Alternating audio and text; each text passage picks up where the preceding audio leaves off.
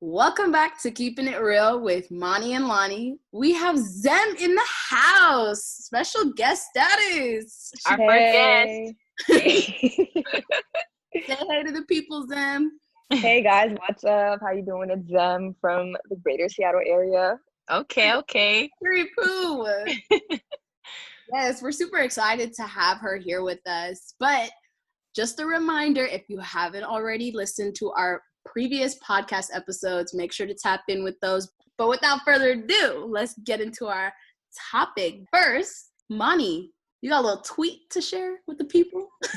This is my tweet, bro. This is a little bit problematic, but I don't think it's problematic. So there's a girl at Tina Queen. She's like a little influencer. She tweeted, niggas really said Dr. Umar for president, like he won't fuck around and enslave the entire white race. Lol.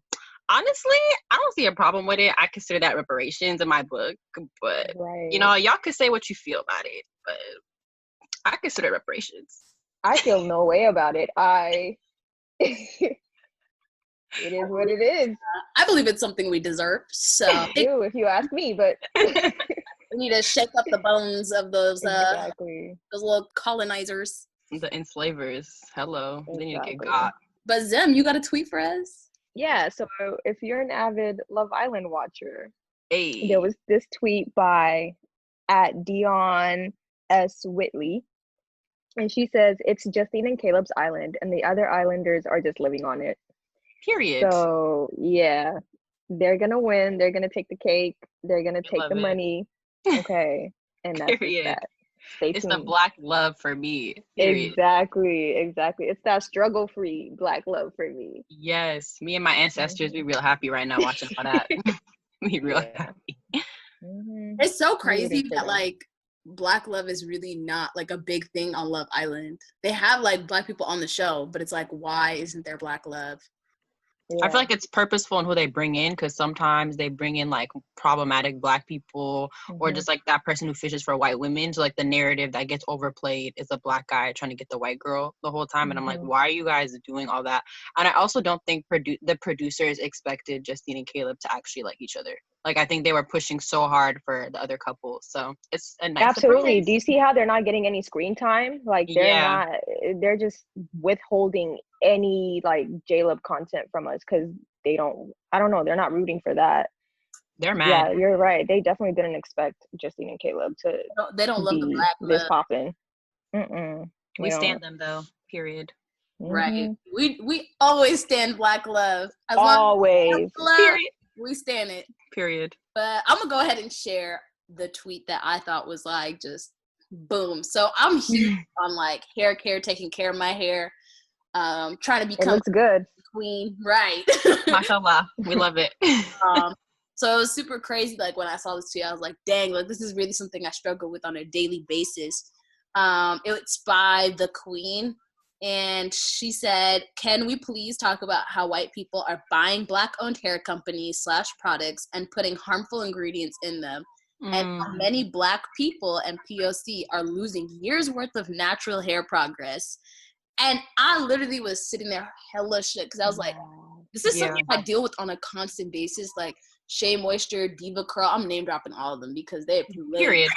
Yeah, drop them, expose them, sis. Yeah, like I think what's so crazy is that people, you know, they underestimate like the effects of, you know, adding a simple like one little harmful product into hair care, and what it ends up doing is it could be so damaging for our hair. And so I literally had like really bad like scalp dandruff, and like I had like my curls started to even straighten out. It was so sad. I was like, wow, like I've been natural for like 2-3 years.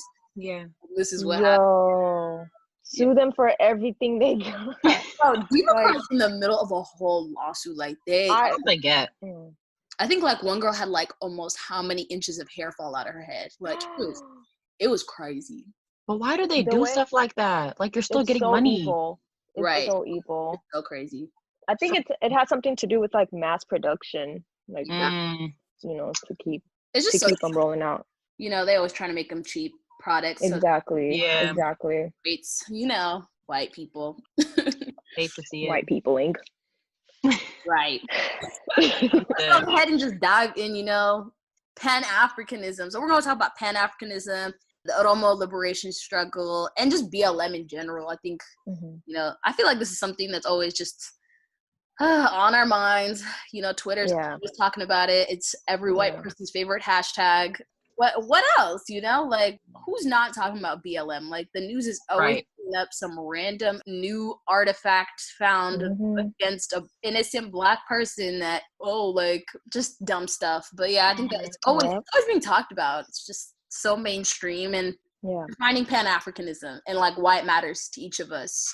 I mean, I recently just kind of learned about Pan-Africanism, but I also learned that it's something that I've always put into practice in whatever like I believed in. So it wasn't really like this brand new idea to me. Like, I realized all along, like, I've always believed in this like ideology. But yeah, I define it as like just self-determination, like all these nations in Africa like having self-determination and just kind of like rejecting the effects of colonialism and imperialism, and like undoing all of that, and then just coming into itself, and doing what they've always been doing before colonization. I think it's this thing where it was formed and led by African diasporas, believes in, wants something better for Africa, like, especially coming from there and like knowing what they come from and seeing like how, colonialism has like wreaked havoc on all the countries in Africa. It makes us like these agents for change. Like, we are the ones like pushing for these changes and for like dismantling like everything that has, taken place because of white supremacy and because of colonialism and imperialism.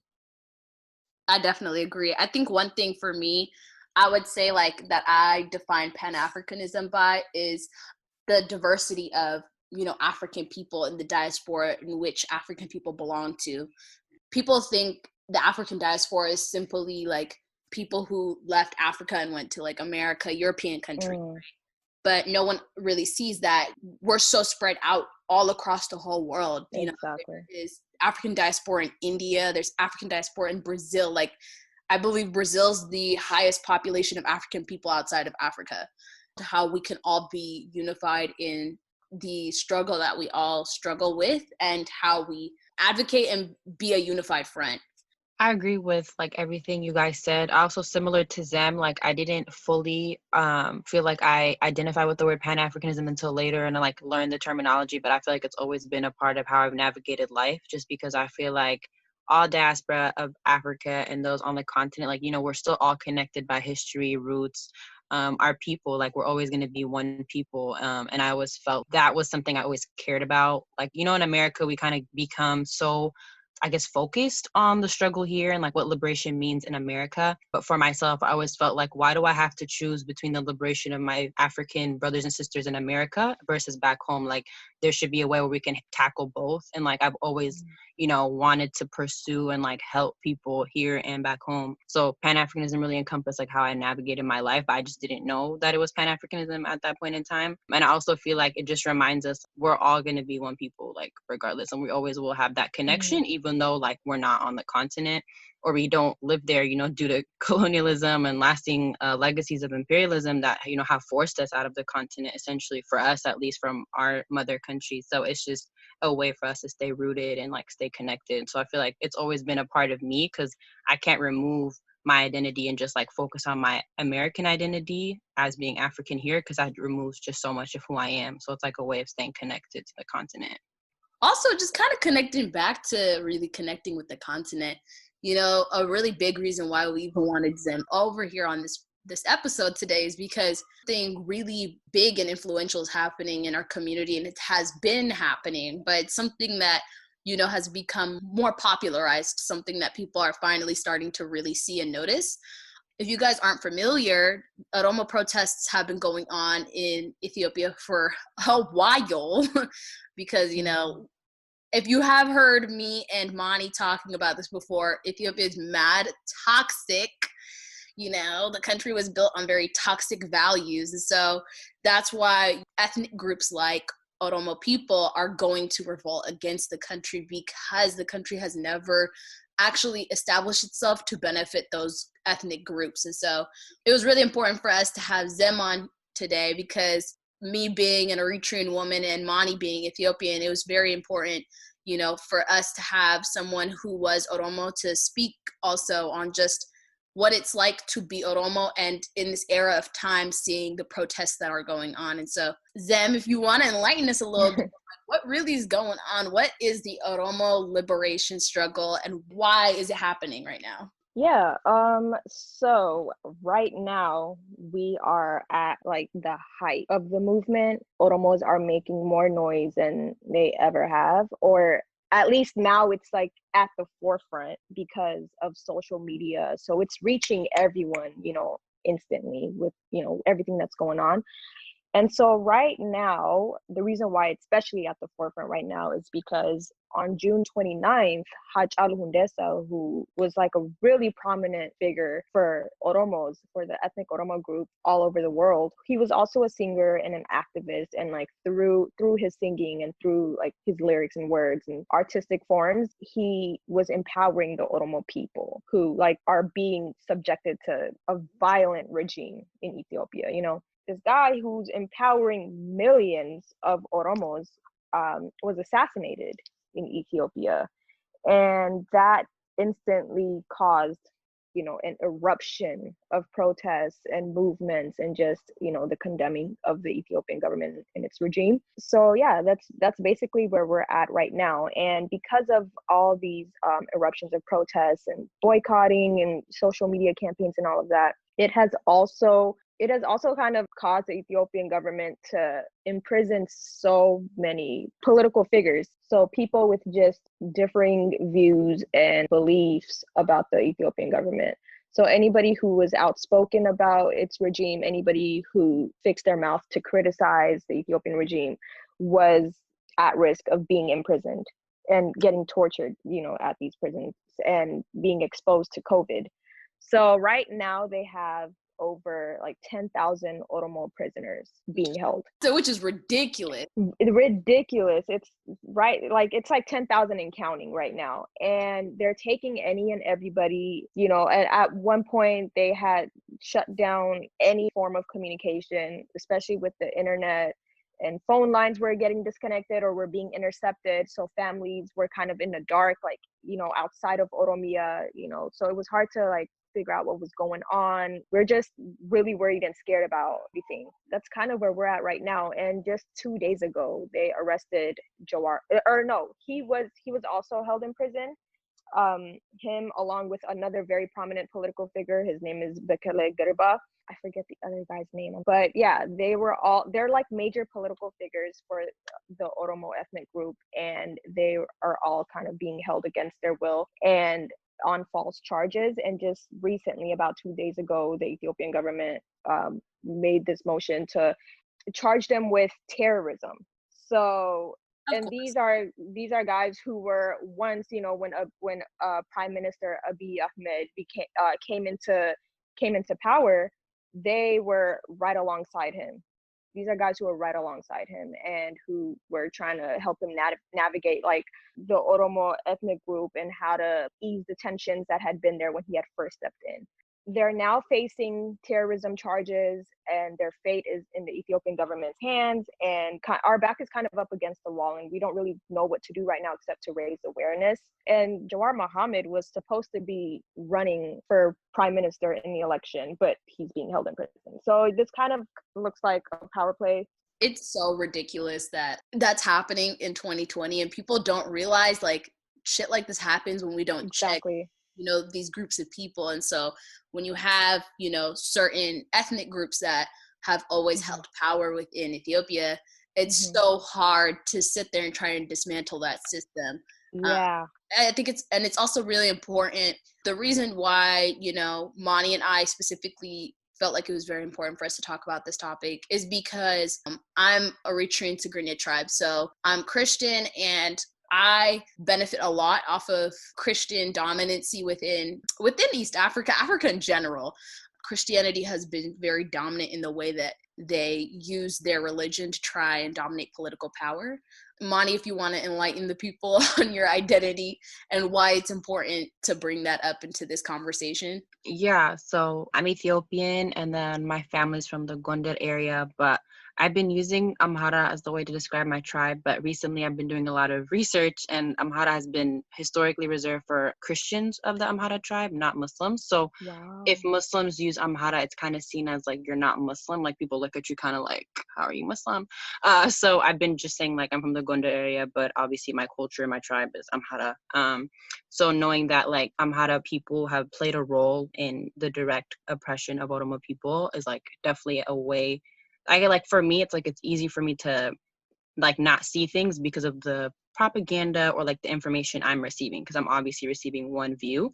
But on the flip side, also knowing that Amhara people do their own people dirty, and the fact that, you know, Amhara Muslims are not treated with respect and have dealt with a lot of, I guess, ethnic cleansing, for better term, of like their own people. So it's very interesting to see that side, because there's a lot of Amhara Christians who are like, I don't want to generalize every single Amhara Christian, but like the propaganda that's being spewed kind of puts one idea, and then there's Amhara Muslims who kind of follow that same propaganda, but it's like our people have not fully been liberated either. So it's like, it's just very weird to see both sides of people being ignorant to the Oromo struggle when it's like, we don't even have full liberation. Like, how are you not understanding that Oromo people are not getting what they need in the country? And I think more importantly too, like I always think about how whenever because I've been asking a lot of like family members and also outside of family, like just trying to get more information. And they always be like, well, which means like we all get hurt by the government, which is like not a good excuse, because that just validates how deep rooted this governmental issue is. Like, of course, there's stuff that happens between people, but you got to look back to the propaganda. Who's pushing this propaganda? Who's pushing these things to be allowed in the country and allowing people to die because of it? So I guess it kind of gives me a little bit of like all lives matter kind of vibes, in the fact that like we all get hurt by this, which is true. We do all get hurt by this, and it's not to invalidate our experience in the country. But it's like when another group is talking, it shouldn't hurt you that much to listen. So I feel like there's just a lot of propaganda and like messy stuff that's so deep rooted in the government. And that's the problem too, because now when you ask someone why they think a certain way, they can't even fully explain to you why. And that's just how deep rooted it is. So that's kind of what I've noticed as I was trying to get my own answers. Like for a while, I just never got the answer I wanted. So I was like, okay, I'm gonna just use my own sources. And so as an Ethiopian, I understand why there's so much ignorance, because the information just isn't there, or you're getting the wrong information. And just like going off of this too, like I think why it's so important for us to talk about is because, you know, we all share one identity, and that's being Black. And, you know, we're all focused on Black liberation work. And even though it's spread across within different inner communities within our Blackness, it all ends up connecting back to the Pan-African movement and Black liberation for all Black people. And so when you see people trying to separate, you know, Oromo liberation struggle from the Black liberation in general that we're all trying to work towards, it's kind of concerning, because it starts to separate really what Black is and what Black looks like. And, you know, at the end of the day, Oromo brothers and sisters still account for the Black liberation. And if they're left out, then we have not reached Black liberation. Absolutely. And what it also has highlighted, and what I've noticed so commonly, is people start to really neglect the Islamophobia that's being presented to us through these protests, right? Like you see so many Amhara, Tigray Christians that are against Oromos because they've allowed this idea that Oromos what Muslim terrorists looks like, what Islamic extremists look like. And so it's crazy to know that we've attached a movement that has been and always will be peaceful. You know, this is a movement that's simply asking for the liberation of an ethnic group within Ethiopia. Me and Mani say this like every day. We are for Oromo people. It doesn't matter if we're not Oromo. You don't have to be Oromo to be with Oromo people. Period. Like, I don't know how much times I could stress this. You do not need to be Oromo for that. Like, it's just ghetto that people really like, oh, so you're Oromo now? Like, no. That's stupid. Right. Like, I'm Black. Like, if we're following that logic, retract your solidarity for a Palestine statement. Like, for real. That's the tea. Right. But yeah, like, what do you guys think is like a really big thing also that, you know, accounts for why people who aren't for like the Oromo liberation, why it's taking us, you know, a step back really just from the Pan-Africanist movement? I think it's kind of like when you're talking to white people and you're asking them to kind of just give up their privilege, recognize it, first of all, give up your privilege, second of all, and get with the movement. like that's super uncomfortable for them. Like when you're a beneficiary of someone else's oppression, like it's a shitty feeling. And I think that's where people are kind of hitting, that wall when it comes to things like this. So the first step is just recognizing that you are literally benefiting off of someone's oppression. And then that, you have that privilege, and like you're going to have to give it up at some point, because you can't have anything equitable. Like and something cannot be equitable until everybody in the community is, at the same level, which means somebody has to give up more than others. People don't like that. They really don't. Yeah. Yeah. Mon, you got anything to add? Yeah, I feel like that's the biggest thing is like people feel guilt or they don't want to believe it's true. Like even if they deep down know it's true, like it's easier to deflect. Like that's what I've seen a lot from like the Twitter wars that happen is like there's a lot of evidence being presented and I feel like people just they just shut down because they're like it just hits them in a different way. Also kind of feel like it plays into friend groups and how we're so ethnically divided within our families and like all that. So it's like if you don't have friends or of different groups and you don't expose yourself to that information, you can pretty much live ignorant and live in bliss and just be like benefiting off this and not have to deal with it. So when someone brings it to you straight up to your face, you're like, whoa, like you're throwing a lot of accusations because you probably never heard this stuff before. So people just kind of like immediately shut down. And it also sucks that like we're in America and like people aren't willing to just listen to each other, knowing the type of situation we're in America, right? Like we know the most oppressed people don't get their voices heard, and we know that for a fact because we're Black and we see what happens. So it's like, why are you flipping the script when it's your own people? Like that's the part that gets me. I'm like, it doesn't matter how hurtful it is. Maybe take time, step away, educate yourself, but like you can't just ignore that. Like you have to do the work. Yeah, and that's also what kind of like makes me question if they were even genuine in the first place about like saying Black Lives Matter and standing for, the Black Lives Matter movement. It's like, okay, are you a part of this because it's like trendy, quote unquote trendy or popular, and because people are going to side eye you if you're not, vocal about it? Because if you genuinely understood that everyone deserves human rights, everyone deserves peace, everyone deserves equality, if you're following that logic, you'll support any movement that's seeking these things. You'll support any movement where these rights are being violated and people want to push back against it. It's like just that selective outrage is showing. So that's what makes me question if like they're really even genuine about this in the first place. Because if you understood this, then you'd understand that. And I think it also goes into like how circular people's idea of what Black is and how it's just, based off of their identity. So like people will think like, oh yeah, like I believe Black Lives Matter because my life matters. And it's like, okay, what about the Black homeless guy down the street? Like what? Right. What do you think encompasses a Black life matters? Like people will first only think about like themselves when it comes to that, and then try and say like, oh, well, that's not included in the movement. And it's like, yes, it is. And that's the same thing like what white people be doing. Like they think Black Lives Matter is, saying that invalidating their life. And so that's why they have to say all lives matter. But it's like when you are so ignorant to what exactly the movement's about, it's so easy for you to just go against it and misinterpret and misunderstand what it really is supposed to be about. I mean, personally, I think like non-Oromo people currently are just straight trash in the way that they are advocating on behalf of, Oromo people in Ethiopia. Yes, I'm going to call y'all out because y'all fucking deserve that shit because y'all ain't shit for what you're doing. It does not take an Oromo to see that y'all literally are killing people, innocent people. You know what? Fuck that. If they were innocent or not, you don't have the right to kill anybody. Like, y'all are doing shaitan's work, and that's that. Y'all just are disappointing. Y'all are not impressing God anymore. Like, I don't know when y'all thought that this was going to impress him, but guess what? You going to hell. And I just think, sure are. Right, like, a little special place for them. I think, like, they really aren't encompassing what allyship truly looks like. Allyship is not only just like singular to just saying, okay, there's something wrong that's going on in Ethiopia. It's like advocacy. There's so much that goes into it. And I think people are really forgetting, like you saying, or you even posting a little post on Instagram does not mean that you are a true advocate for Oromo liberation. You're not trying to help the Oromo people at the end of the day. Like you're just sitting there for clout. Like, like Zem was saying, like, are you just saying Black Lives Matter because everyone's going to look at you sideways if you don't? Like that's really how I truly feel about what's going on right now. What do y'all think?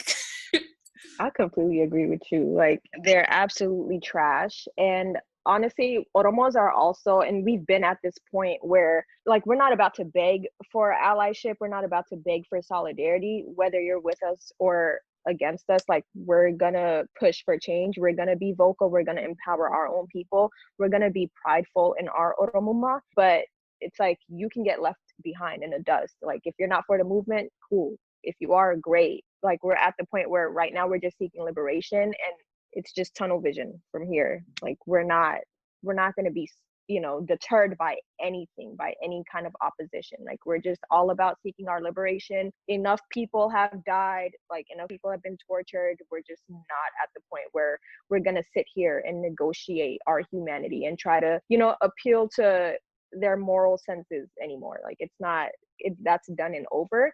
And honestly, we're at the point where if you want to join us, like, you can join us. That's absolutely fine. We're at the beginning of this, entire discussion right now. Like, we haven't gotten to a point where we can, like, all sit down and brainstorm how we're all going to work together to make change. It's like, first and foremost, let's talk about why so many non-Oromos feel this need to reject what our movement's about, and feel this need to criticize us, and feel this need to come back with the rhetoric of, like, us, causing division and whatever. Like, they have all these horrible narratives of Oromos, and it's, why do you have that? When we talk about we don't want to be oppressed no more, when we talk about we're being so violently subjected to Ethiopia's regime, why does that ruffle your feathers?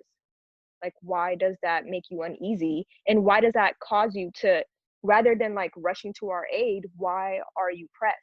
And then this is, like, without, on what basis also? Because it's like now we're grown enough where you can do your own research. You're grown enough where, like, your parents' little anecdotes, shouldn't be the only thing, that you can refer to. I need you to repeat that. Literally, like, your parents' little bedtime stories isn't the only thing you can refer to anymore to make your point, to not support Oromos, to not, push back against, like, your own government. Mm-hmm. So it's like, right now, like, we have to address why it makes you so uneasy. What's the issue? Like, let's unpack that. But yeah, it's just like, we're not here to beg for solidarity. We're not here to guide you through it. You can do your own research. Everyone is grown, and everyone who feels some type of way has to just unpack that in their own little corner, because Oromos are sick and tired. Like, this isn't the first time, we've protested. Like, there's literally so many pictures of Oromo diasporans who've moved to America, and there's pictures of them just, like, standing in the streets holding the American flag next to the Oromo flag, like, calling out and condemning the violent Ethiopian regime. So this has been going on for so long, and it's like, at this point, all these people can't be lying about this oppression. From 1990s, when Oromos first came to the US, up until now, every year, every couple years, there's, like, an eruption of protests again. Like, we're not all bored and lying. Like, all these people can't be lying. There has to be some truth to this now. Like, you have to, at some point, just step back and be like, yo, like, why?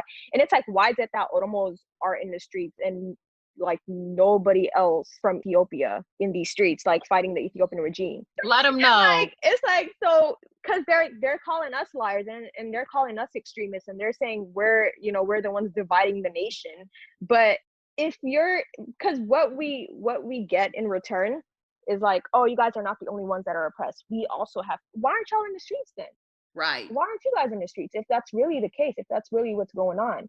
But do not sit here and disempower the people who are in these streets protesting, trying to amplify, like, Oromo voices back home. You made me think of two things right away. Like, so when the Oromo protests were getting a lot of, like, attention, media, right? And it's been kind of happening more on a viral level, I guess, like, a lot of people are knowing. And I think COVID kind of plays a role because people are paying attention to protests as well. But you would just see, like, a lot of Ethiopians just go and counter protest, Oromo protests, right? So I'm sitting here like, let's say you had a real frustration, like, with the Ethiopian government, right?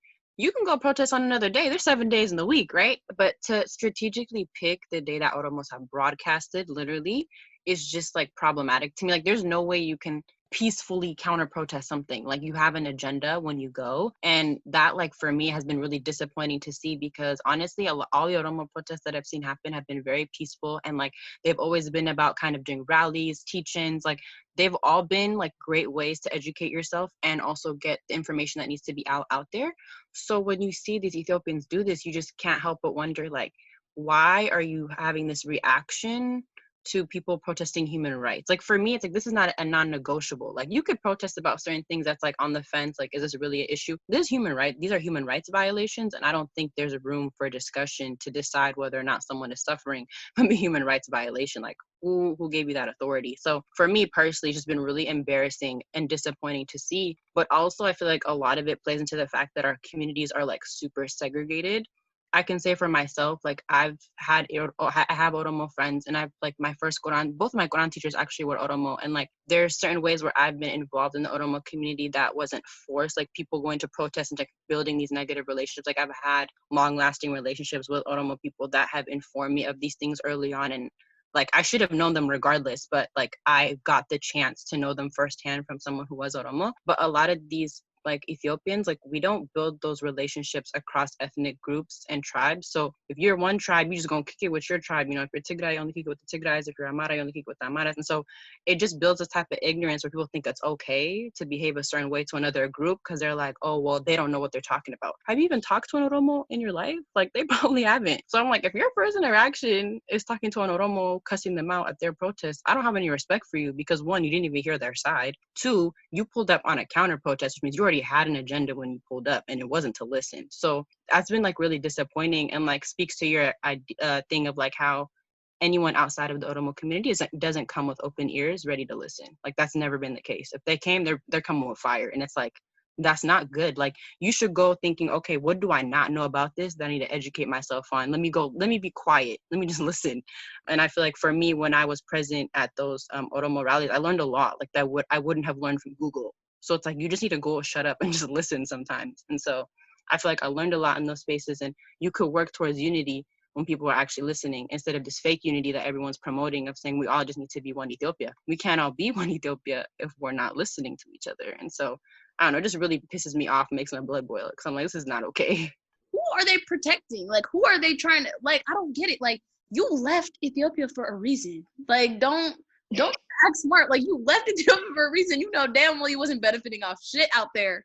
Like, you would have stayed there if you was eating good, but you're not eating good. The government wasn't supporting you. Go sit your ass back down at your little nice home down the street. Like, why are you acting like the Ethiopian government gives two shits about you? I'm tired of the Africans trying to protect the government. For what? You're in America. No one is checking for you. Like, please stop. Why? Why are you sitting there arguing with people? Like, it's just so busted to me.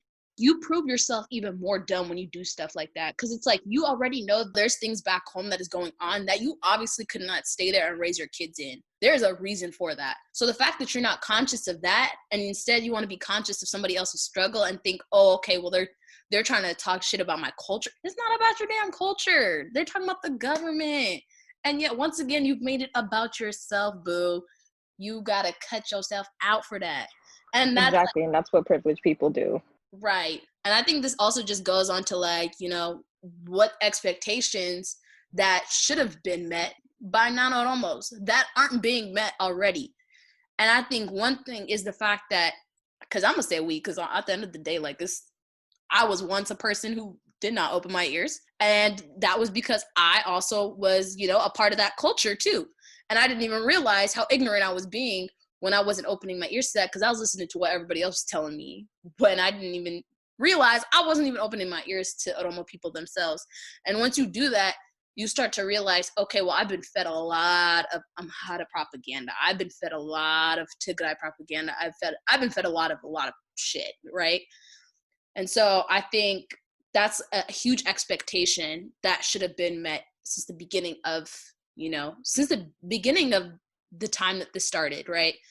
Our ears should have always been open. Like, we as a people, regardless of what ethnic group we belong to, if one of us is struggling, we're all struggling. And so the fact that we're now opening our ears, opening our hearts to actually listening, and seeing what's actually happening to people, like the fact that we cannot sit there and try to sympathize and empathize with Oromos is crazy to me. Like you, and it be the religious Christians. You guys are followers of the religion, and yet y'all can't even sit there and try to treat your neighbor the same way you want to be treated. Yes, I'm going to sit there and start versing the Bible because y'all don't know it. But that's just like one big thing for me. I think that's an expectation that's not being met. But how about you, Zem? What you think a expectation is? Yeah, expectations are definitely not being met. Like, we touched on the fact that another reason why there probably isn't solidarity here, people are ignorant, right? They haven't done the research, right? They don't know what's going on. They're completely blind to it. And then the other thing is they also have like a really negative reaction to, when Oromos are demanding like their human rights, be respected and not be violated. And not only that, but in every attempt, in every attempt to shine a light on like what's going on and in expressing our Oromoma, there's backlash, like whether it's at protests or Oromo gatherings, on social media, at kick it spots, like there's some form of like anti-Oromo sentiment taking place. So it's just that this conversation, like before you can really even like our expectations are definitely not being met, right? Like what we would need from allies and what solidarity would look like. It's like first you have to kind of get over yourself and you have to recognize your privilege and you have to be open and you have to be willing to listen and you have to be willing to do research and you have to be willing to undo all that propaganda and rhetoric you've been taught growing up. So it's like, let's start there. And there's just so many parallels in this with like Black Lives Matter. It just looks so similar. It feels so similar, especially like being at the forefront of both of these movements. Like you just can't help but to make these connections. It's like very instant. And we have this saying like Ethiopians are the white people of Africa. It's like, and I think it's a really valid way to put all of this and what all of this looks like, and in how all of this has gone in this movement. That's where I'm at with this. It's just saying that right now, like Ethiopians are the white people of Africa, and that's gonna ruffle some feathers, but it's like, just look at where that statement comes from and why that is and why so many people feel like that. How about you, Monty? I was just gonna add to what she's saying, like, you know how whenever you're like, when you come to a realization in life that you don't want to have, it just like, I feel like people think it's an attack on their whole identity. Like, at least I'm speaking for like Ethiopians that I've seen who've been like really resistant to listening to Oromos, is like, they're like, oh, were they saying that I can't be proud of where I'm from, or like trying to say that Ethiopians are trash, like kind of like taking the whole thing and making it about yourself is like part of the problem, right? Like when someone tells you something that you don't see yourself, it's your job to like reflect and be like, okay, why is someone saying this about me and my people? Like there has to be some truth to it. Like I got to look into this and like deconstruct this and really understand. And I feel like before people even get to that point, it already becomes a conversation of attacking one's identity. So they're like, don't even want to hear the rest of it. And so I've seen a lot of that on Twitter. When Oromos make these statements, you just see a bunch of non-Oromos in the comments like already ready to drag this Oromo person without even really listening to what they're saying. Because if you really listen to what they said, you wouldn't feel so strong, like this strong negative hate or anger. You would just be like, oh, you're right, bro. Like I totally understand why this is a problem. What can I do to help? Instead of thinking it's an attack on your identity. And so I feel like until Ethiopians can move past feeling like this is like a personal attack on their whole identity and who they are as a person, or the fact that they can't be in solidarity, like you can be in solidarity, it's really easy if you just open your eyes, then we really can't get nowhere, because now you're removing the conversation and making it about yourself. And that's so hurtful, because people are trying to bring important issues to the forefront, and now you're just like retracting from that, because now we're talking about you and your feelings. It's like when white people cry when you tell them about racism. You're like, bro, like you're benefiting off this. Like, why are you crying? But it also I feel like it makes people feel like because you tell them they're a beneficiary of something, that they can't experience like racism. Like obviously we're all Black, we all suffer from racism, we all suffer from the issues of colonialism. Like no one's taking that part away from you. Like nobody's saying that you're chilling and that you're rich and that you have no problems in life. But in this particular situation, like you are a beneficiary. So you need to wake up and realize, okay, this is not something I should be benefiting off, and what can I do to combat this and stand in solidarity. So I feel like until people can get to that point and realize it's not all about them, it's about the bigger picture, then I feel like we're not going to get nowhere. Yeah, I don't know. It's a lot. Because every time I see on Twitter, I'm just like, why are you attacking this person? I'm like, this wasn't even about you. But like, if you're getting this quick reaction to feel like you have to be so defensive, like, what does that say about you? Like, clearly you felt some type of way for a reason. So you need to unpack that, like you said, in your own time and figure out why you feel that way. Exactly.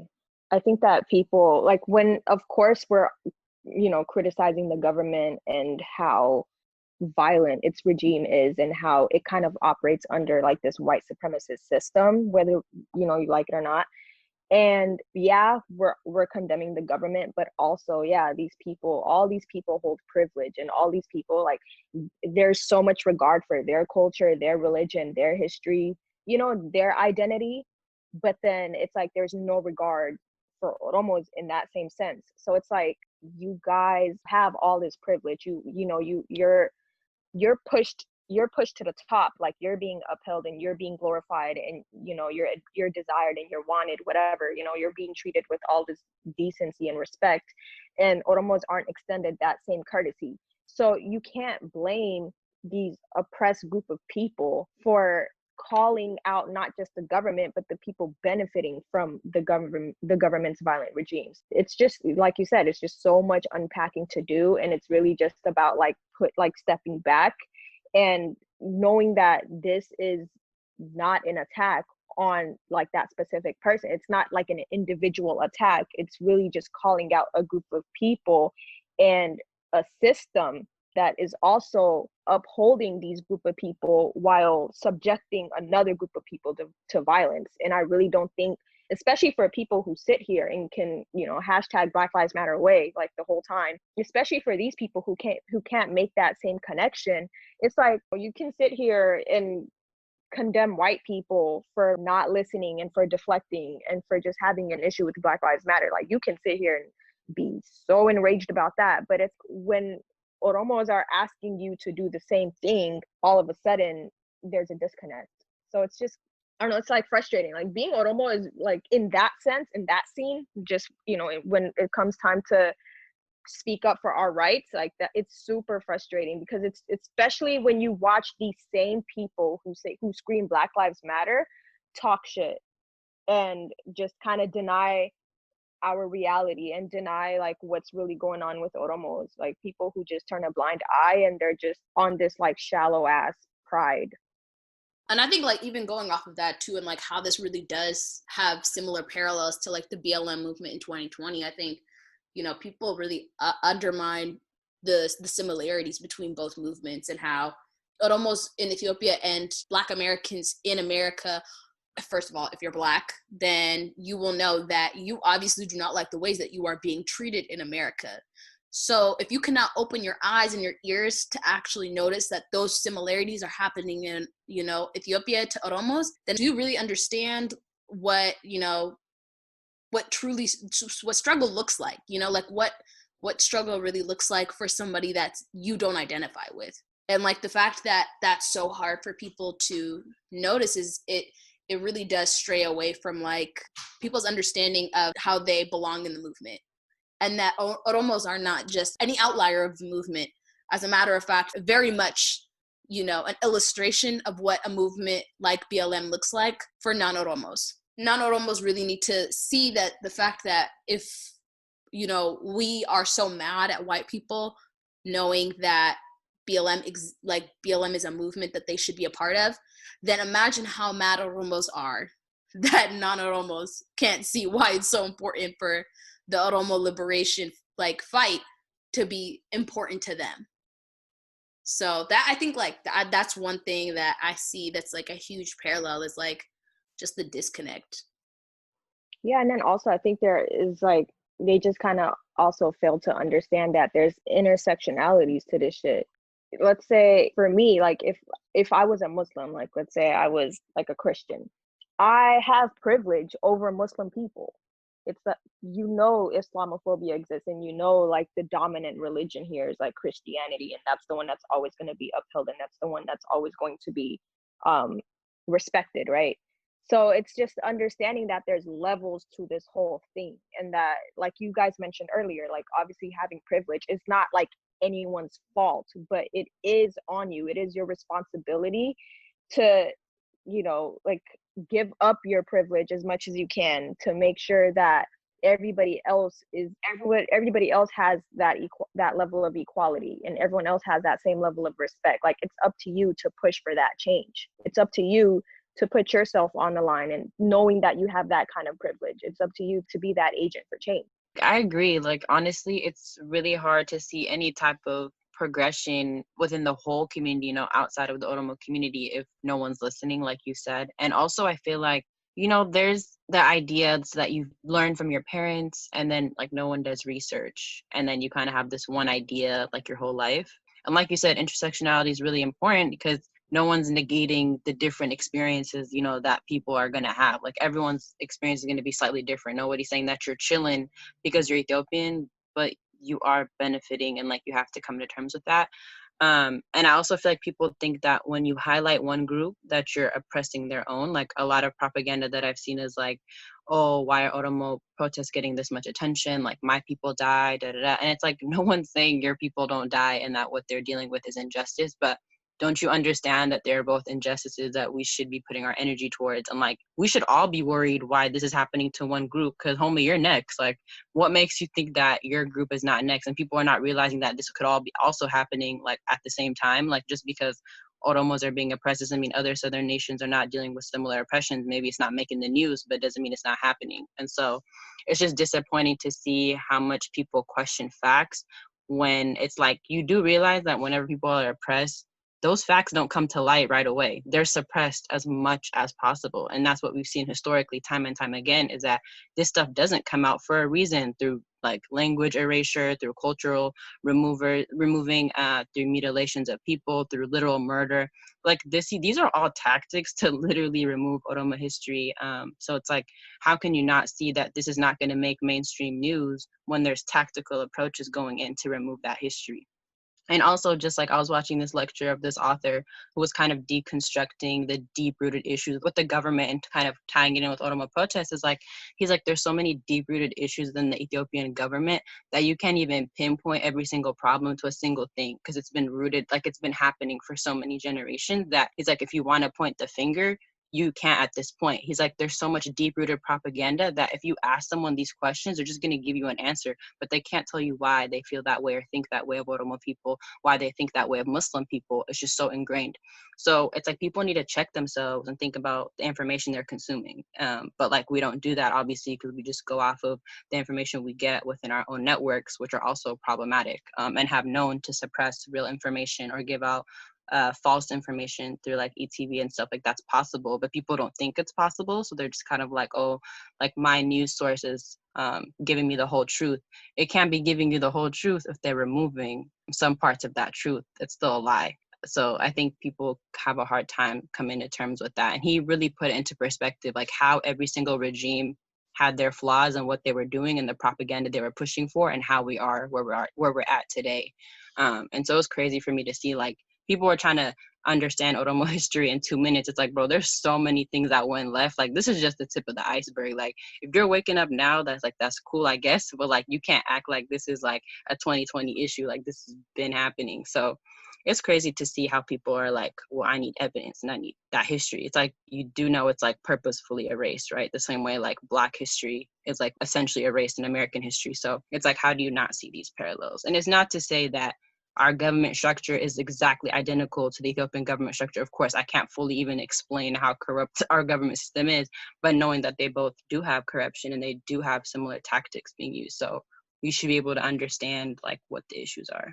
But I'm going to even just like, I'm speaking off of the perspective of someone who once too was very ignorant to like a lot of this stuff that was going on.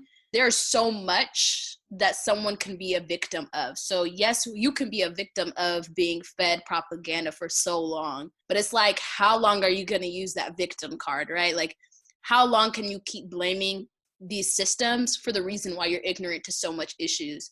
And I think that's a problem that people aren't really reflecting on, is like, yes, you maybe have been fed all this stuff your whole childhood, right? Like, I've been fed so much stuff since I was a kid about, Eritrean politics, Ethiopian politics, and just, politics in general. And, it's so one-sided, especially like in our communities, because the people we surround ourselves with and just the experiences that our parents have, right? So there's so much that you can learn just simply off of your parents. And the disappointing part is there's not a lot of books and other opposing opinions that are available to you when you're younger growing up, that you can sit there and actually dwell on and try and interpret the knowledge you already got from your parents and your community. And so I think it's so important to recognize too that yes, there are people who are victims to the misinformation of certain things that are going on back home, but there is so much that somebody can be considered a victim of until you yourself become a person that's perpetuating that culture. And once that's happening, you are no longer a victim. And I am not going to sit here and let people try and say, well, I was misinformed and actually, no, like, people don't even say they're misinformed. A lot of people say, well, this is what I know, and this is what I'm only going to know, and this is all I'm going to accept. And so I no longer can even give a space to people who are okay with limiting their mindset on things and being so one-sided and narrow-headed, that it's like, I'm not going to even create a space anymore. I can only imagine, how Oromos can feel knowing that somebody's not even going to sit there and listen to them. It's like, you can't sit there and try to keep creating a space for the ignorant, There's only so much space you can provide for people to learn. And I think that just goes into like how we even can create spaces for Oromos as non-Oromos, right? How can I, as a non-Oromo, make sure that I'm creating spaces where Oromos can even feel comfortable to share their experiences, to share their demands that they have for the non-Oromo communities? The moment you block off any type of way of trying to unlearn what you've learned, then there is no way to create a safe space for Oromo people. And I'm going to just call out all the Eritreans, all the Ethiopians, all the Christians who are listening. If you're problematic, I know mama and daddy told you a lot of stuff that is problematic. So don't sit here and try to act like it's not problematic. You know who you are. I'm going to need you to unlearn that. I'm going to need you to unlearn it real quick. But let's not remove the Muslim community from this as well. Like, for myself, like, I can speak to, like, there's Oromos in the Ethiopian. Bro, there's Oromos in the Ethiopian Muslim, like, my masjid, like the Ethiopian Muslim Association of Seattle grad group. Like, I wouldn't really know they're Oromo till later, because when you're a kid, you don't really think about ethnic groups or tribes. But just knowing that, like, there has to be there's OCC, like the Oromo community, that they had to do their own thing because they weren't feeling like they could fit in with the Ethiopian community. And then there's like the Ethiopian Community Center, which is like Ethiopian Christians, and it's just like, where are we all going to connect if we're all having to create separate spaces? Because clearly something went wrong. And also, like, in Islam, like, you're supposed to create obviously spaces where everyone feels welcome. So it's kind of like awkward to see that, like, our own Muslim spaces don't really highlight Oromos or let Oromos feel like they could be a part of the community. So clearly they have to go do something somewhere else where they feel safe. So it's just disappointing, because it's like, we're not going to sit here and act like what y'all doing is okay. But then if you call them out on it, they try to make you feel like they're crazy. Like, oh no, we have Oromos in the community. But I'm like, do they feel comfortable here? Like, they don't even care. So it's just awkward, because I'm just like, we're not putting that effort in to make sure everyone in the community just feels safe in their own community space. Like, that's supposed to be space for all Ethiopians, but clearly no one is wanting to pull up for a reason, but nobody cares. But I'm gonna continue to roast Christians because this is what they deserve. Once again, to the Christians in the back who like to say the common terms, Islamic extremist, Muslim terrorist, if that is in your vocabulary, you need to get cut, okay? If you are a part of the Amhara tribe, the Tigray tribe, and you have the audacity to say anything against Oromos, delete, and that's that. But Zem, what you think is a barrier that us non-Oromos need to really come over in order to actually create safe spaces for Oromo people? Yeah, I noticed a lot of times, like, in these communities, like, people will counteract with, like, the rhetoric of the fact that we're being quote unquote divisive, and where's the unity, and we need to be united, one love, one Ethiopia, just all this like bullshit. It's just complete and utter bullshit. It's just tools that are used to dismiss us, to make us sound like we're being quote unquote extreme. It's just tools to silence us and to just like disregard us, you know, and to like discard us to the side. Number one, you can't have unity while there's still like millions of people being marginalized and subjected to like systemic violence. You can't like both can't coexist. You can't have unity while we're literally being, you know, hunted and slaughtered like animals to this day. To this day, while there's still torture chambers for Oromos set aside to this day. Like we can't have unity. And we honestly, like for Oromos, we're not seeking unity. We don't fucking want unity. Like we're not here for unity, because at the end of the day, it's like if we're so focused on unity and we're so focused on bringing everyone together, like you can't, that's literally impossible to do, because there's no way we can get our liberation while trying to gather everyone together and have this sense of unity, whatever they're talking about. So for us, it's like before we can talk about unity, before we can talk about not dividing one another, it's important for Oromos to first get their liberation, and whatever that looks like. I think for me, I feel like I speak for many people when I say this. We're looking to be like our own sovereign nation where we're just self-governing, self-ruling, and you know, we already had our own like democratic egalitarian system before Abyssinia's expansion and colonization.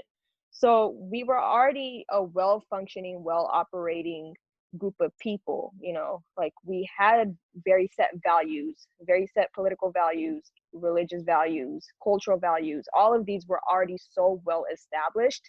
It's just that, you know, Abyssinian expansion, violent expansion came into play, and that just completely undid everything that Oromos had established for so long for themselves. And we're so busy trying to regather all of these things, trying to get back everything that we had lost, you know, which is like 150 years worth of artifacts of our language, of our culture, of our political system, of just the way of Oromo life. Like we're literally trying to get back 150 years. So before we can even talk about unity, you know, it's just about getting on board and making sure that you're aiding Oromos in this movement, in this liberation struggle.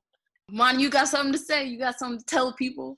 I was just gonna say, if everyone's excuse is they don't got information or they can't find information, Zamzam, Albie, and Marie all did an Instagram live, like deconstructing literally everything, and it's like a good introduction to understanding the Oromo struggle. So if you like don't have a direct resource, I suggest you go on Albie's live. We can like put I think a link at the end or something in the video so you can go watch it. But literally like it connects to BLM and like basically our struggle here in America to how everything connects back home.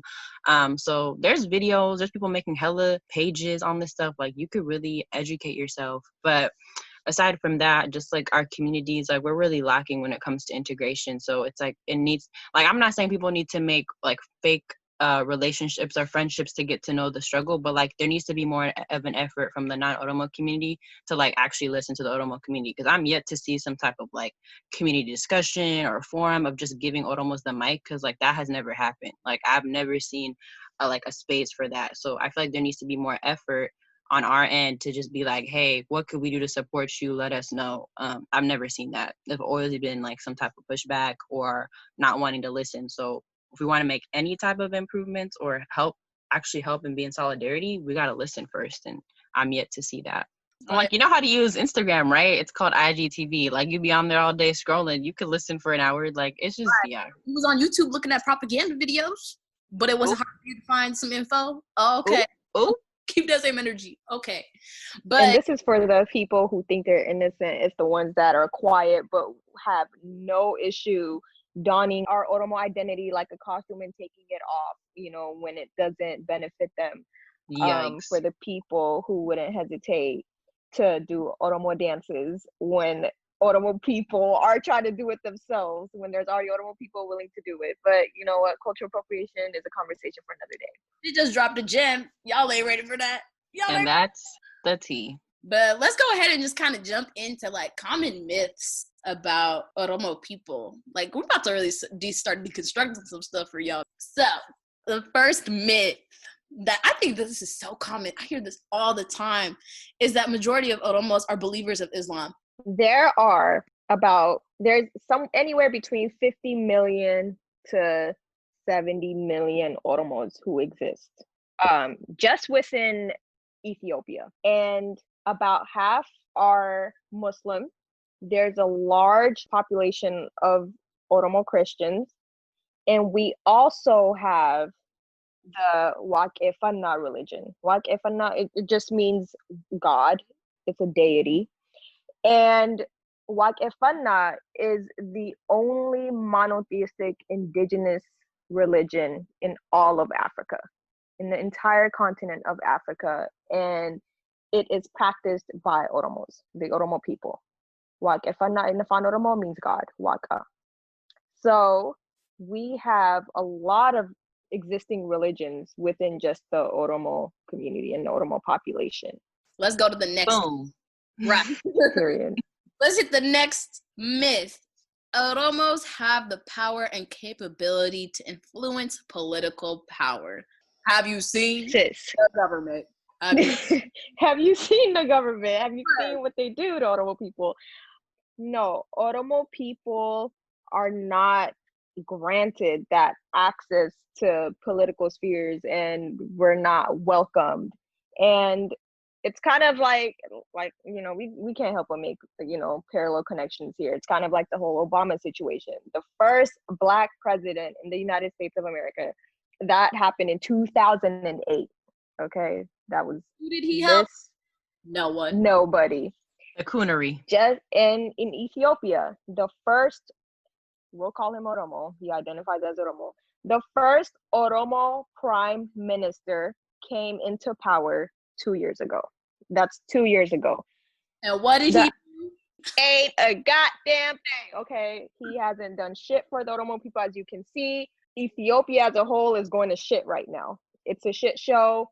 He is literally like on dictatorship mode right now. Like he is doing everything, like textbook definition of a dictator is what Abiy is right now. The prime minister of Ethiopia, the self-proclaimed Oromo man, on some dictator shit. So exactly. So if we're talking about Oromos, having political power, that is not the case. If you want to really push for it, like it's like, okay, yeah, but he's the first and only Oromo prime minister that came into power in Ethiopia, if you will. We don't have access to these platforms. We don't have a say in what goes on. For the most part, it's just a shit show for Oromos who try to even get into these political spheres. Because as you can see, like Jawar Mohammed, who was supposed to run for prime minister, was like pretty much abducted and thrown into Ethiopia's prison systems and hasn't been freed yet, and was just a couple days ago charged with terrorism.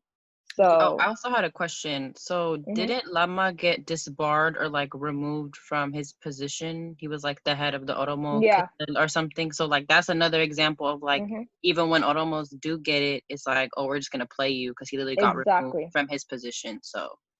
And that was for show. That was to placate the Oromo people for the time being, because at the time things were really tense and Oromos were very skeptical. So everything was kind of like at the forefront of Oromo and Ethiopian media.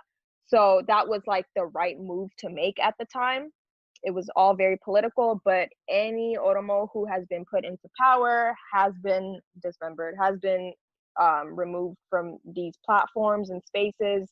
Many of them are occupying these prisons right now, and our biggest political our biggest political figure right now, Jawar Mohammed, is in prison and being tried for terrorism. So yeah, this is what it looks like when Oromos do try to amplify our voices when prominent Oromo figures do try and stand up for us, when they try to, enter these spaces. This is what happens. This is what we're met with. Mm-hmm. And speaking of terrorism, another myth: people think Oromos are terrorists. Again, You know who the real terrorists are? literally, like they'll say Oromos are terrorists, and a lot of times, I don't know if you guys know what Kero is. I've heard the term for sure. Yeah, it's like Kero, describing Oromo youth and yeah, their it's like movement. describing Oromo youth and like revolutionary like figures, like people who are just like heavy in the Oromo liberation struggle, and oftentimes Keros they're young, they're students, they go to school, um, and they'll people like Ethiopians will come out and say these are terrorists, they're extremists, Keros are violent, they're mobs, whatever. Literally pull up any footage of like self-proclaimed Keros, and like you won't see them doing violent shit. Like they're literally running in the streets with sticks.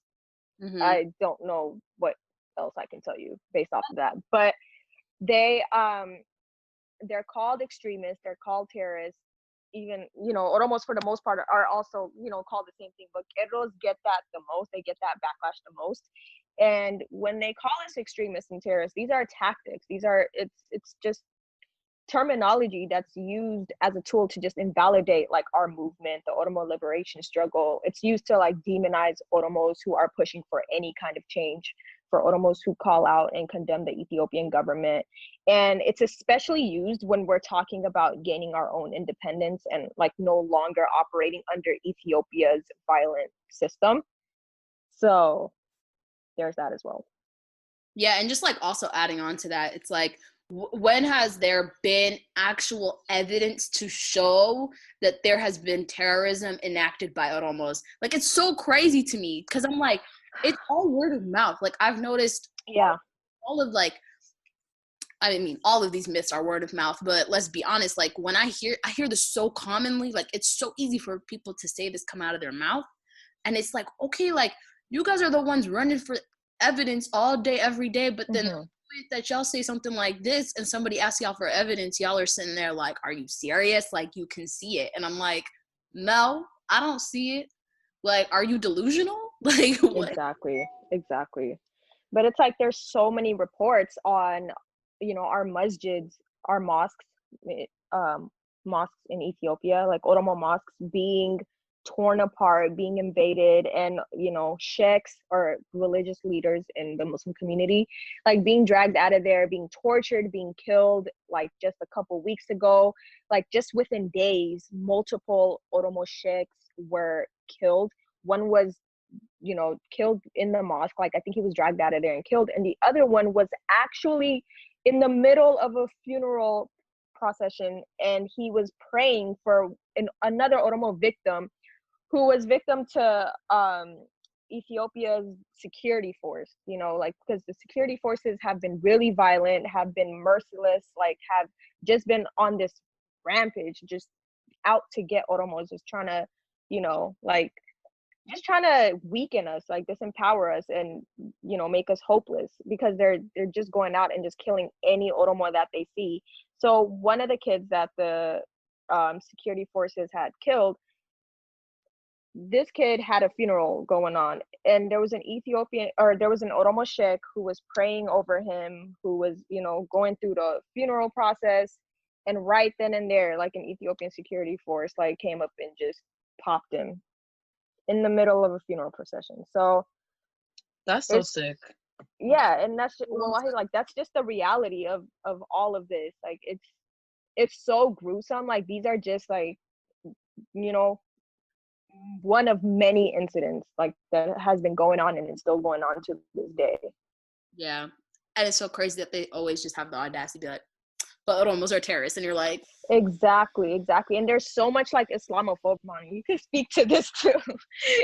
Yeah, You there's can. hella Islamophobia in the government and within Mhm. the people. Like people believe it. People eat up that stuff that the Yeah. government plays into. And even a couple of years ago, I Yeah. don't remember the exact year, there were hella Muslims getting incarcerated for no reason. So imagine that intersectionality of like dealing with Oromos who have to be who are Yeah. getting incarcerated for no reason, and then being Muslim. It's just like Mhm. it's just all Mhm. bad. mhm. It's all bad. It's a hot ass mess. I think though that's Really. even the point too that they were trying to have when they were saying that Oromos are Muslim, like all Oromos are Muslim. That was their point, is they're trying to use already the oppression that they've been able to enact through Islamophobia to try and degrade Oromos even more. So it's just crazy. But another common myth is Mm.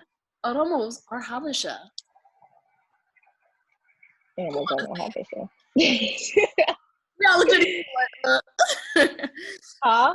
I said we all looked at each other like, Literally, Oromos are not Habasha, and I think Habasha is such a like blanket statement, like for it's just used as a blanket to describe like anybody who resides in Ethiopia or comes from Ethiopia, and it's just not the case.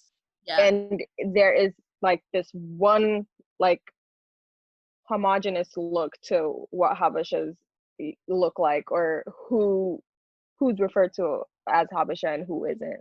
Yep. And So reference, Habasha was a term created by Arabs to that's not the terminology. to define Tigrinya people, Amhara people, and Tigray people. And that's it. And it was specifically made for the Christians too. So when you use the term Habasha, just know you are just furthering oppression. Congratulations. You once again are helping the colonizer. So if you want to be a coon, keep using that term. But we have deleted that term a long time ago.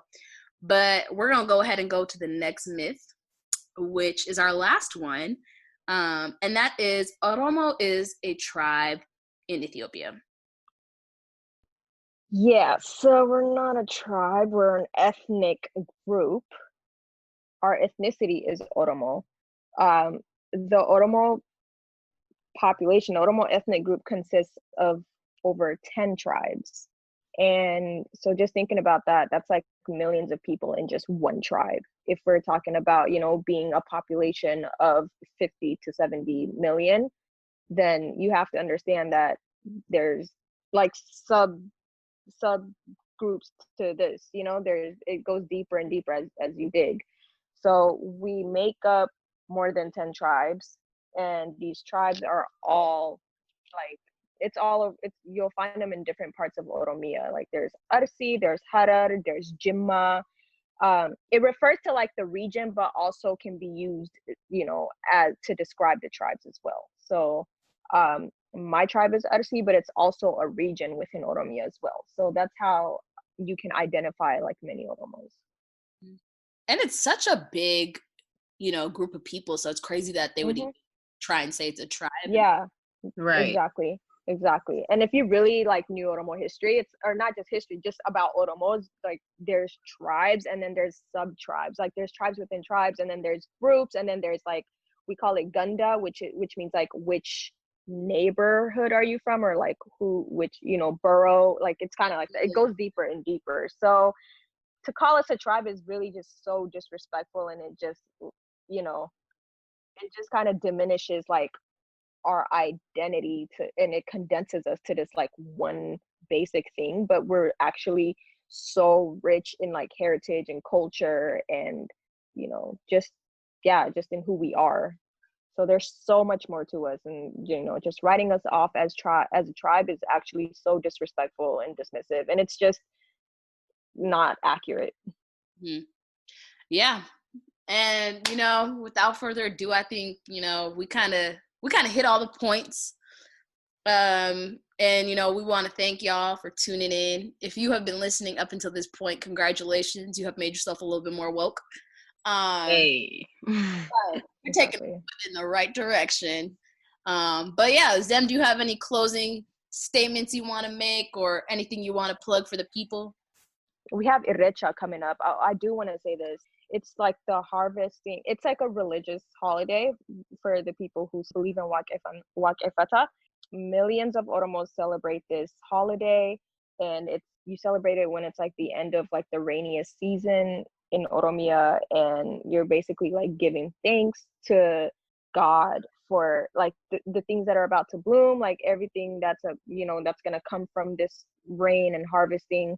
So it's a really huge deal. And about 3 years ago, there was like this huge like massacre that had taken place. Like the Ethiopian government just opened fire on millions of Oromos like that were in one space trying to celebrate the Irrecha festival.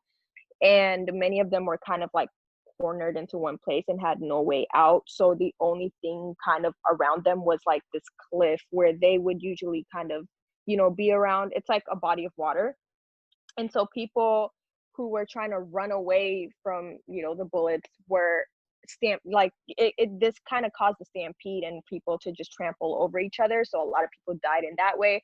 A lot of people had nowhere else to go and, fell off a cliff or like ran off the cliff because they'd rather do that than get hit by bullets. So they were forced to choose how they wanted to die. Death toll was at 800 the last time, this was counted. And that consisted of men, women, children who all were celebrating the Irecha festival. So I kind of just wanted to like mention them and, pay homage to them because the Irecha festival is coming up again and Oromos will be celebrating that all over the world, especially now with everything going on. I think more than ever, Oromos are going to be seeking like a sense of like community and togetherness with everything that's going on. So just wanted to mention that. Thank you so much, Sam, thank you for coming on here, spitting. No problem. Thanks for pulling up. I tried my best. Also, shout out to the Oromo youth and how they've been organizing because y'all been all over the states. Y'all been flying everywhere, holding it down. I've seen so much organizing going on. It's like really beautiful to see like how coordinated you guys are, especially with COVID. Like y'all making it. We love to support it. Shout out to them. Yeah, shout out to all of them. Let's continue to make sure that we're actually creating intentional spaces for Oromo people. Let's make sure that we're actually working towards the Black liberation for all Black people. And let's make sure that we aren't being oppressors. And without further ado, we're going to go ahead and close this episode. So thank y'all for tuning in. Make sure to tap into our other episodes. And we'll see y'all next week.